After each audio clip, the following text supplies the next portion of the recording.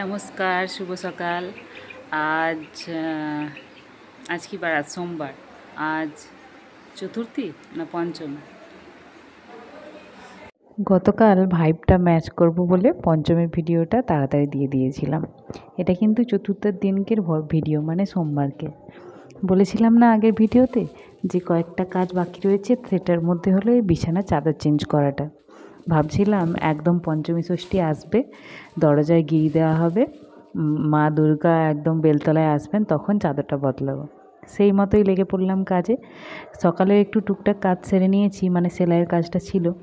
এখন মোটামুটি শেষের পথে, আর দু একদিন হলে মানে সপ্তমীর দিনকে পুরো কমপ্লিট হয়ে যাবে আশা করছি। কারণ যারা যারা বানাতে দিয়েছে সবাই বলেছে যে অষ্টমীর মধ্যে দিয়ে দিলেই হবে। যারা আগে দিয়েছিল তাদের আগে দিয়েছি, কিন্তু যারা পরে দিয়েছে তাদের তো টাইম লাগবে, কারণ যারা আগে দিয়েছে তাদেরকে তো তাদের কাজটা আগে দিয়ে দিতে হবে। সেই হিসেব মতো কাজ করছিলাম। তো তারপর ভাবলাম চাদরটা চেঞ্জ করে তারপর রান্নাটা বসাবো। স্নান, পুজো, খাওয়া দাওয়া, সেলাইয়ের কাজ কিছুটা হয়ে গিয়েছে। সবজিটা কেটেও রেখে দিয়েছি। এখন চাদরটা বদলে নিচ্ছি।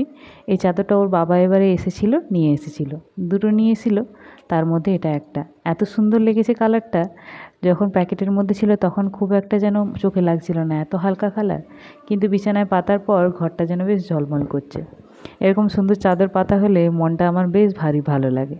আর আমার ছেলের তো এই নতুন চাদর পাতলে এত ভালো লাগে, ওর ঘরে ঢুকেই বলবে, ওয়াও মা এত সুন্দর।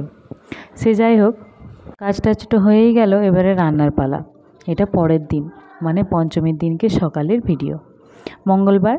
তো সবাই বাড়িতে এসেছে আজ। আজ বিকেলে যাব ঠাকুর দেখতে সবাইকে নিয়ে। সেই ভিডিওটা তো আগের ব্লগেই আপলোড করে দিয়েছি, কিন্তু যেহেতু এটা করা হচ্ছিল না সেটাই করেছি।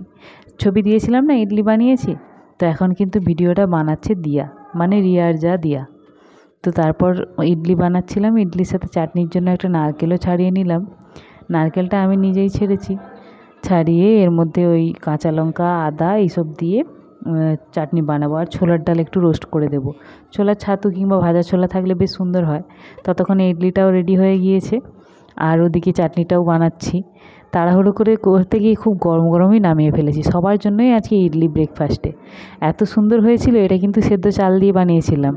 সেদ্ধ চাল আগের দিন রাতে ভিজিয়ে রেখেছিলাম, সকালবেলায় সেটাকে বেটে দই দিয়ে মেখে, দই আর নুন দিয়ে মেখে বেটারটাকে রেখে দিয়েছিলাম ঘন্টাখানেক। স্নান টান পুজো টুজো সেরে এসে বানিয়েছি। বানানোর সময় একটু চিনি, অল্প সাদা তেল, একদম অল্প এক চিপির মতো, আর ইনো দিয়েছিলাম। খুব সুন্দর হয়েছিল। তোমরা অনেকে পোস্টটা দেখে বলেছো যে ইডলির কালারটা বেশ সুন্দর হয়েছে। সত্যি কথা বলতে চালটা অ্যাকচুয়ালি রেশনের চাল ছিল। রেশনের চালগুলো বেশ সুন্দর সাদা সাদা হয়, তো সেই জন্য ইডলিটাও বেশ সাদা হয়েছে একদম। আর এদিকে নারকেল ছাড়াচ্ছিলাম। তারপর চাটনি, ইডলি দুটোই রেডি। থালা নিয়ে আমিও রেডি। আজ এই পর্যন্তই। দেখা হচ্ছে পরের একটা ভিডিওতে।